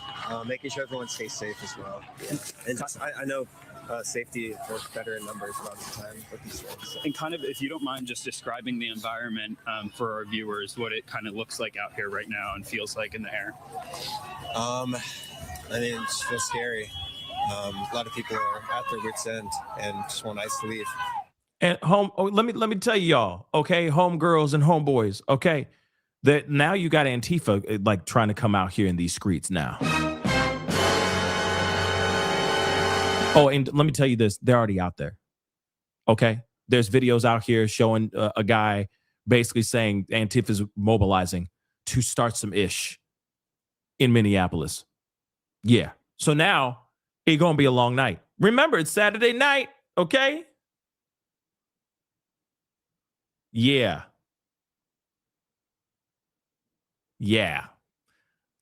Saturday night. It's Saturday night now. Saturday night's all right for fighting, right? So now we're going to be dealing with that. Yeah. Ain't nobody got to go to work tomorrow. You ain't got no job. You ain't got ish to do. So they're going to be showing up. Okay? They're going to be showing up and showing out. Let me show you what I mean. Okay? Let me show you what I mean. This is not good. This is the part that I'm not excited about because I feel like this is exactly what they want us to have happen. This is exactly what they want to see happen. I'm not excited about this, guys. This is not good news. This is no bueno. Okay, cabrón. This is no bueno. Okay? But there's a massive amount of Antifa activists in the streets in Minneapolis getting ready to get crazy. They apparently far outnumber all the cops and ICE officers in the city. Take a look at this. Ice out! Ice out! Ice out! Ice out! Ice out! Ice out! Ice out! Ice out! Oh boy. Yeah. So there's that. I can't show you the other one because I don't think it's a good one. Okay. I could show you, I could read a little bit of this post just so you can see it. Okay. But it's the same dude. This is the same homeboy. Okay. Same dude. You see him, the bald guy down there. All right. So following the unaliving of following the shooting of an unarmed illegal alien in Minneapolis, a self-described Antifa member is urging his followers to get strapped. Yeah. And fight against ICE. And the federal government, who he calls the funny mustache gunman. You know, the hateful group's gunman. Okay, it's time to suit up, boots on the ground. I'm not talking about peaceful protests anymore. We're not talking about having polite conversations anymore. Get your effing pew-pews and stop these effing people. We're there now. We're there now, guys. Yep, he's Antifa, guys. That's an Antifa individual. Yeah, I looked at it too, and I thought he was like some, far-right individual, but, don't judge a book by its cover. You know what I mean? But apparently he's Antifa. Yeah. Yeah. Yeah. So tonight might be a crazy. This might be a crazy,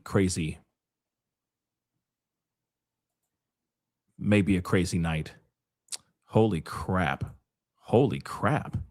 I got to show you guys that, but let me show you this first. Tim Walz, just so you know, he has activated the state National Guard. Okay. And of course, he blasts the government after this tragic shooting. So Minnesota Governor Walz activated the state's National Guard in the wake of the fatal shooting of Alex Pretti. Okay. It's unclear how many Guard members are being called in. They're going to bring everyone. Wait for it.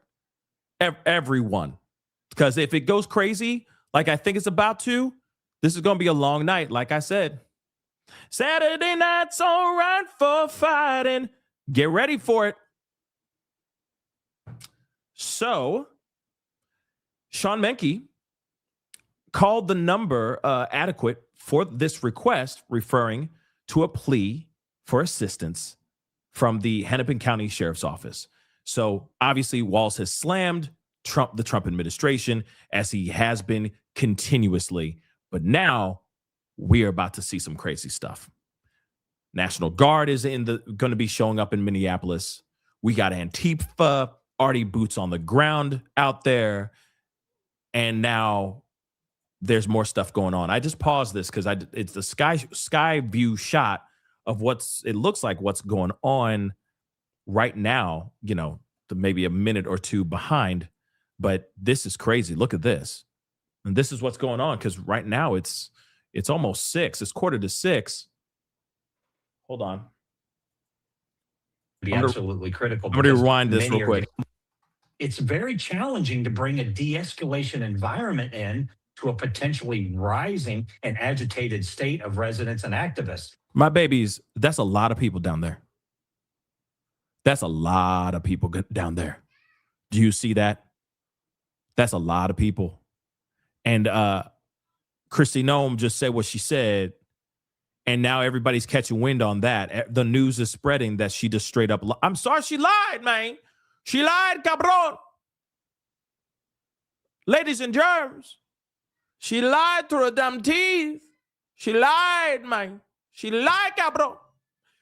And now you got a lot of people out there showing up, and they may show out. I hope they don't. I just hope that they show up and they protest peacefully, but I don't know, man. I don't know, man. This is bad. That is an initial challenge they're going to have to address very quickly. But the chief was right. That is the goal, de-escalation. Connecting with various aspects of these protest groups is going to bring calm, and it's going to bring a more safety environment. But the next 24 hours is going to be absolutely critical because many are getting very outraged over what's happened in the last 2 weeks. The timing. And here's the other thing too. It's still that the sun just went out. Okay, the sun just left. So now, I don't know what to say. This is, like I said, I'm hoping that it doesn't get crazy. But again, wait, what else is new? Okay. This a Saturday, and really Saturday nights are prime protest time. You would consider it that, considering there's no work tomorrow. Typically, do we see more people taking to the streets? Given, well, it's 5:45 Central Time right now, and if you don't have work tomorrow, it's very possible this thing, despite the temperatures, could last late into the night. Yeah, you're right, and let's be okay, realistic in the manner in which what we're seeing here and what we've seen all day long. The majority of the people out there are really just they're marching, they're protesting, and they're working with law enforcement. They're peaceful, but then you're going to have that small 5 to 10%. They are ready for conflict, they're ready for agitation, and they're ready for an extremely violent incident. And we've seen in years past, and we saw this after many global protests. And I'm not talking just America, around the world, when these anarchists and others are brought in, bussed in, their main goal is disruption. And now they have time this weekend to have disruption activities. Let's hope that's not the case. Minneapolis is struggling. These great residents and the good people that are just out there to try to voice and support, they don't want problems. They don't want violence. Oh, my dear and God. They just want to do their part in being, protesting citizens. And they work well with us in law enforcement. But this small group of outsiders can raise some significant concerns. I can't help but notice we have a car fire. Wow. Skybox has just panned over to We this. already have a car. Unclear if this is Come on, related man. We already got a car fire. Oh, that's a bad sign, guys. Oh, I'll be back on tonight late. I already know it. I already freaking know it. This is insane. The protest activity. This could just be a simple traffic incident. I don't think that's a simple traffic incident. How often do you see a car on fire on the same day that this whole thing went? Nah, no. Come to any conclusions, but it does appear Skyfox happening to be above a car fire at the same time that we're seeing this massive demonstration in Minneapolis. Jeffrey, let's totally discuss normal. a little bit of what Chief O'Hara said earlier today at the press conference. Okay. He said he plans to maintain order in the city. He says they're focusing on Okay. So here's the thing. I'm going to get some of these super chats because there's a gang of them. I appreciate you guys. I appreciate the support and everything. Let me get some of these super chats here really quick. Obviously, this is all still developing. We're watching this right now. There's a lot of people that have congregated in one particular area. That looks like hundreds, if not thousands of people in one area. Several hundred, I would say, showing up in this particular area. What the hell is about to go down? The sun has gone down. Street lights are on. Usually that means mama says, get your ass home, right? They ain't going home. So what's going on? This is not the time for more chaos. Right now, we need calm. We need peace.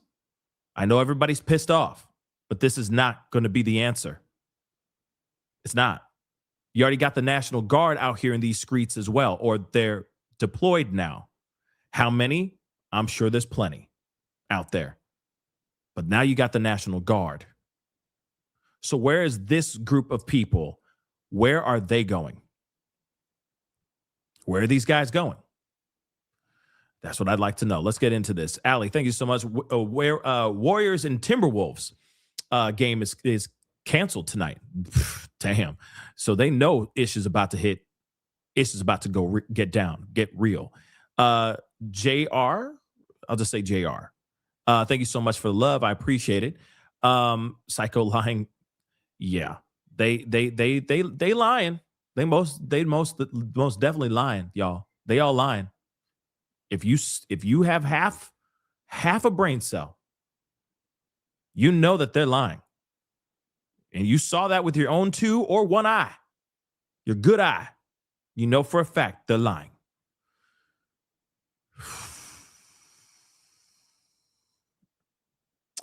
Let's see. Hold on. Oh, okay, I'm just going to let them do their thing. Anyway, K. Marie, thank you so much for becoming a member. Welcome to the family. I appreciate it. Thank you so much. Ride, I'm so livid. Yeah, me too. I mean, you know, I don't curse very often on my show. Very rarely do I curse on my show. Okay, but yeah, this really pissed me off. Absolutely. I'm about to drive down. Shoot, if you go down, please protest peacefully. Okay, doesn't matter how angry you are. What I give a damn about is that you don't get arrested, and also that you get back home in one piece. Okay, that's all I give a damn about. Hold on, guys. Let's see if there's anything more going on here, though, real quick. One second, guys. Yeah, they got a vigil going on for Alex. Rightfully so. Rightfully so. Let's take a listen to it real quick. I'm going to get some of these other super chats here real quick. I'm going to teach you the chorus quick so you know it. I will not lie me down this reign of raging. Okay, so they're learning a song. Okay, let's get into this. Deanna, thank you so much for the love. Can you please tell us the truth? Yeah, I wish they could tell us the truth. I was watching a different press release in a different channel, and people are saying that the man who passed away was in the wrong. I want video. I'm outraged and I'm confused. Yeah, I think a lot of people are outraged and confused at the same time, but we just saw a bunch of videos. I know you sent this you sent this a while back, and I appreciate the support. So hopefully we're able to see the different angles. You're able to watch them for yourself and see for yourself and come up to your conclusion, right? Because everyone's opinion is going to be different, right? Everyone's perspective is going to be different. And I understand this being polarizing, or it could split the room. Me, I see it one way. I see that this man, yes, he resisted ICE agents, sure. You know, when he was getting jumped on top of. Okay, sure. That part, fine. I will agree with that. But that still doesn't mean that he deserves to get 10 to 11 bullets in his body, right? So hopefully, Deanna, you were able to see what we saw, right? And come up with your own conclusion. Michelle, thank you so much for the love. Thank you for sharing what you are seeing. Thank you for sharing what you're seeing with your own eyes. Thank you for respecting, truly sharing the truth. Of course, that's what I try to do. You know, sometimes y'all don't agree with me. Sometimes you guys really agree with me. That's just how it is, right? You know, I have my perspective. So I appreciate you taking the time, watching the show, and hearing me out, hearing my perspective. That's appreciated. Space Jam Garden, thank you so much for becoming a member. Welcome to the family. And just like Space Jam, consider becoming a member by hitting that join button down below. That'd be greatly, greatly appreciated. Cruz Masterworks, thank you so much for the love. I appreciate the love. Thank you so much for the support. Again, Space Jam, damn, thank you so much. I'm really something and sickened that she has the nerve to even say that. I think maybe I'm surprised and sickened that she has the nerve to even say that. Yeah, me too. This is why people lack trust in our system. Exactly. And this is the worst because we're seeing it in real time. Like it's not like a after the fact, right? It's not like, oh, they were hiding Biden's sickness the entire time. What? When in actuality, it's like we've been known that, you know what I mean? But this one, yeah, the fact that they're doing it right in our face in real time is shocking. Shiraz? Hopefully I'm saying that correct. I'm sorry. Welcome to being a member. Thank you so much. Crystal Gilliam, thank you so much for becoming a member. Welcome to the family. Thank you so very much to both of you guys. Again, consider becoming a member. Okay. Sunshine, thank you so much for the love. funny they say that they are protecting us from the pedophiles when the pedophiles are the ones running our country. 666. Yeah.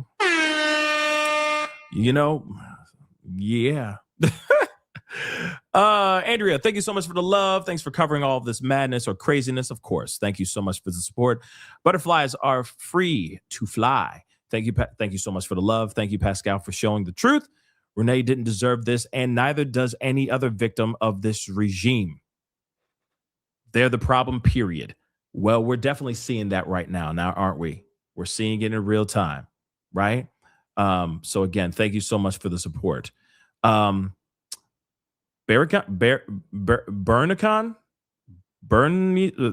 B. I'm just going to say B. Thank you so much. Sorry for messing it up. Thank you so much for the support all the way down from Australia. Thank you so much. Good day. And for telling the facts. Thank you so much. I appreciate that. General Genobi, thank you so much for being a member for the past 5 months. I appreciate it. Did you see where they clapped? Yes, I saw it. That's absolutely insane. They were still pulling the trigger while this guy's like this, clapping his hands. That's insane. They were still unloading, emptying a full clip into this man's body, and they were clapping. Ain't that about to shut your mouth, right? Anyway, General Genobi, again, thank you so much. They detained the pink lady. They detained her because she filmed it. That's the only other reason why I could see them doing something like that, because they're trying to cover up the truth, but all the footage is out here. Everyone done seen it, right? Pretty insane, don't you think? Michelle Woods, thank you so much again. The Black Panthers are regrouping and told Ice and Ice Barbie, if you come to Philly, we will be ready. I'm ready for it. Woo, that's going to be crazy. That's going to be crazy if that's the case. All I can say is please protest peacefully. It may not be a good idea to be showing up with pew-pews anymore. I'm just going to keep it a bean. Okay? Fabulous. Thank you so much for being a member for 30 months. Damn. Thank you so much for the love. You're still fighting for civil war. You're still fighting your civil war. Desegregation was never agreed upon. It was forced. Okay. Interesting information. Thank you, Fabulous. But okay. Okay. There it is. Mimi, thank you so much for the super sticker. Parky Posey, thank you so much for the love all the way in Canada. I appreciate it. This one is clearer than Renee. I agree. Of course, that was wrong too. But there, they had the subtext of the car. Here, it's an execution. I couldn't agree more. And they're lying. Edwin Vasquez, thank you so much for the love. Thank you so much for the super sticker. I really do appreciate it. And Evolved Niche, thank you so much for the love and being a member for the past 17 months. I appreciate it. For your own release, Pascal, you may have to do a Pascal Raw where you can cuss all you want. Yeah. I know you're busy though. Just a thought. Yeah, I might have to do a Pascal Raw on this for sure. When I get some time for sure. Yeah, times be busy. But and of course the news keeps on popping off. People keep on losing their lives. There's constant protests and riots going on and all that. It's just been busy. You see what I'm saying? And trying to stay on top of this does take up a lot of time. But yes, I do need to do a Pascal Raw. It's been a while since I've done one. I need to get that back into the schedule. It's just, like I said, it's just been a little crazy since the holidays, right? But last super chat, I appreciate it. Freddie, thank you so much for the love. The Democrats will not approve no funding for ICE. And if the Republicans don't agree with the Democrats, well, a shutdown is going to happen alone with healthcare. Yeah. So here's the thing, especially with what just happened just now, the 30th, that we're going to be getting into another shutdown. I guarantee you guys that. Democrats are not going to approve. You're right, Freddie. They're not going to approve any funding of any kind, and they're going to want to have a very tight leash on ICE, on the things that they can do and on all the things that they can't do, and then they're going to literally demand that each ICE agent has body cam footage on them no matter what. Because all these guys, right now, from what we're seeing, all of them are wild. All of them do not have any strings attached to them. They answer to no one except for themselves. And that is a huge freaking problem. Okay. These are all bulldogs. Okay. All rabid bulldogs. That's what I think. All of them. So it depends on if they're able to find a middle ground, but we'll see. Maybe we'll see something happen where Republicans will start siding with Democrats and seeing what's going on with this ICE operation and how jacked up it is. There's way too much testosterone. There's way too much steroids injected into this department. There needs to be some ways to iron out a lot of the wrinkles, get the wrinkles either fired or out of here. There should be disciplinary action on those that are breaking the law blatantly right in front of everyone, or just bending the rules, just doing anything that they want. This is not Judge Dredd. They're not Judge Dredd. They're not, they should not be a judge, jury, and executioner. But that's exactly what we're seeing right now.